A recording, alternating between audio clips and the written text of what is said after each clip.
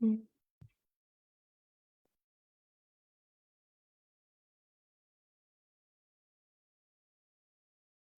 the link. I'll grab this. Hi, everyone. I'm going to give everyone a few minutes to get here. And I'm going to get my live stream set up. There we go.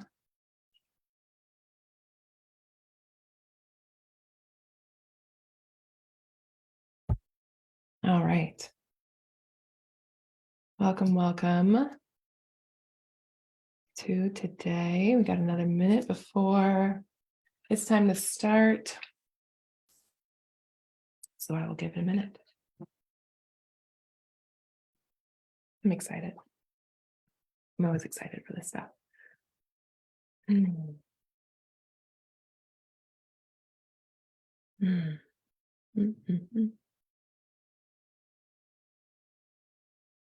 All right. Well, my clock says 12:15. Yours probably says it already. If you are joining me live, go ahead and comment or like. Let me know you can hear me. I'm excited to get started today. We are doing the 4 pillars of a fulfilling, profitable, and balanced practice. So welcome to day 1. Over the next 4 days, you're going to learn how to achieve better income, better outcomes, and better impact in your private practice. We're going to connect how getting super clear on your business not only can manage burnout, but is actually connected to better client outcomes. So again, if you're joining us live, pop a comment or like, let me know you can hear me.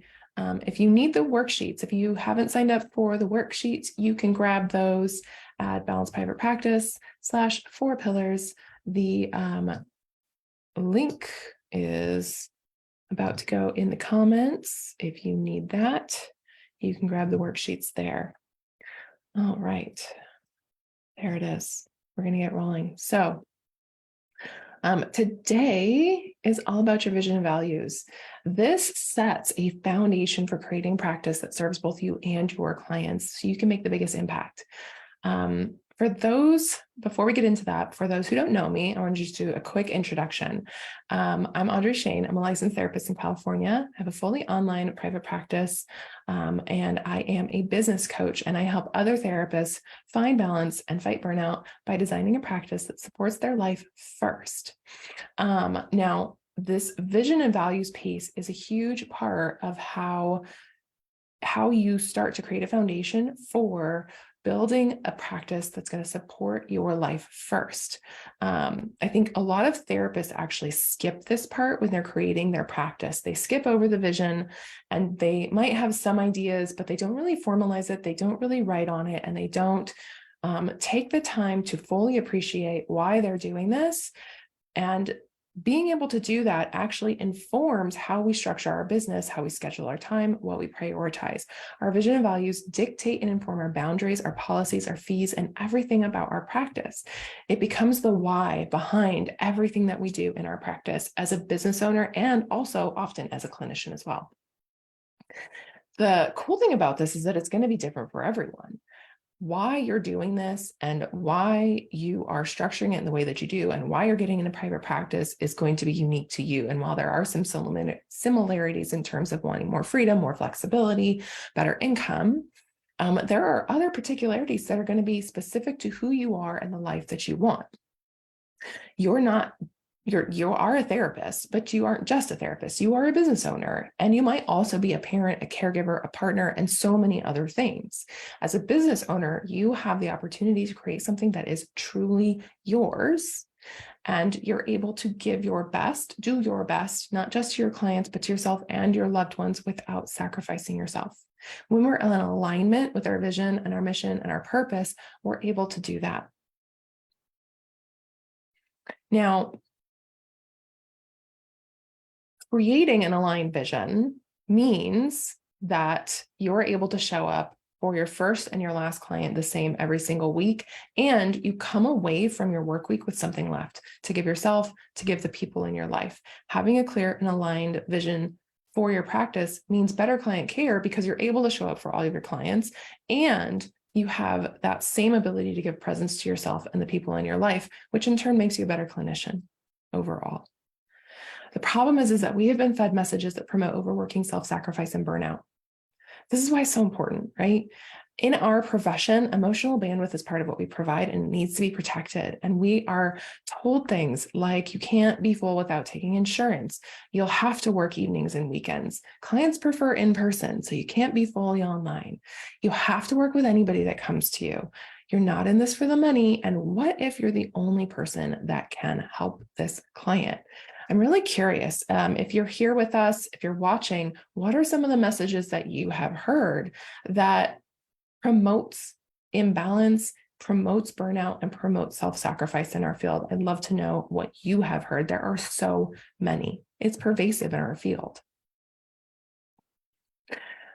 Ultimately, we are responsible for changing the cultural narrative that keeps us overworked, underpaid, and burning out. If we're burned out, we're not accessible to anyone. I know a lot of people talk about accessibility. They want to be accessible. And I agree. Mental health needs to be accessible. But often we're giving accessibility at the sacrifice of ourselves. And ultimately, if you're burned out and if you're unable to continue to be in this profession, you are not accessible to anybody. Yeah, accessibility, right? And if you leave the profession, you're no longer accessible to anyone, right? The people that can afford higher fees, the people that need insurance. If you're not a therapist anymore, then how do those people get care, right? If our profession continues to dwindle like that.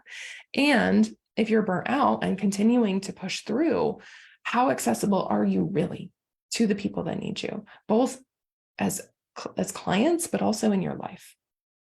So I think it's an absolute imperative that our profession changes this narrative so that we are able to do this profession for years to come, and we're able to give our best, not just to our clients, but to our entire life.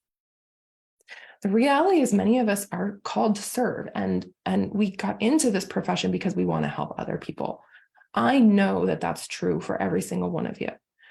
We are often asked to do so at our own expense. Sacrificing our needs for others has been normalized and even celebrated, and that needs to stop. It's unsustainable. Having a clear vision based on your values allows you to create a practice that supports your well-being, which means better client care for years to come. Your business vision needs to be based on your reality and circumstances, not someone else's, not your neighbors, not what someone else has going on, but what's going on for you in your life. Your realities will dictate how you structure your practice, and it will inform your vision. One of the ways we can start doing this is to define our values, the values that drive your decisions, both clinically and as a business owner. These are two different hats that we wear. We have a clinical mind and we have a business mind, and sometimes they come in conflict. Sometimes they collide. If you're here, if you're watching, in the chat, what are some of the values that dictate or drive or inform your business, both as a clinician and as a business owner?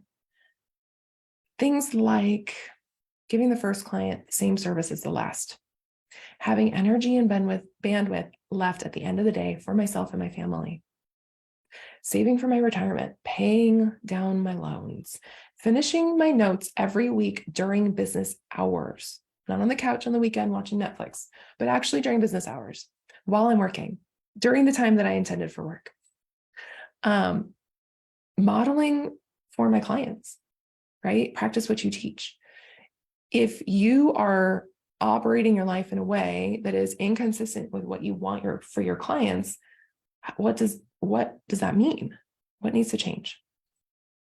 So why does this matter? It's hard to know the what and the how if they're not connected to a why. So many of the clinicians that I work with in coaching, they are looking to figure out what boundaries they need to have and what policies to put in place. And they're struggling with holding the boundaries and the policies that they have written. And part of what we do is explore the why behind them. And when they're able to connect why they're doing something to how they're doing it, then it's a lot easier to hold that boundary. It might be hard, but it is so much easier to stay tight to that boundary, to hold the boundary that you created because there's a why behind it. There is a why about how it protects you and it protects your clients and it protects your well-being. So connect it to your why.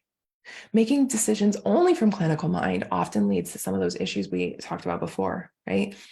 Issues like burnout and crossing your own boundaries and overstretching and self-sacrificing. But making decisions solely from a business mind, that can feel misaligned, cold, and uncaring. And so a lot of us like shy away from the business mind because it automatically feels cold. But when we're able to connect our decisions to a why, we understand how those business decisions actually serve our clients. We can connect both the clinical and the business mind and bring them into balance, where we are protecting our business, we're protecting our livelihood, we're protecting our profession, we're protecting our well-being while also serving our clients. And we understand how those are connected. Now, as you work through the worksheet, and again, if you haven't gotten the worksheet yet, sign up. The link is in the comments. We'll deliver those to your email inbox.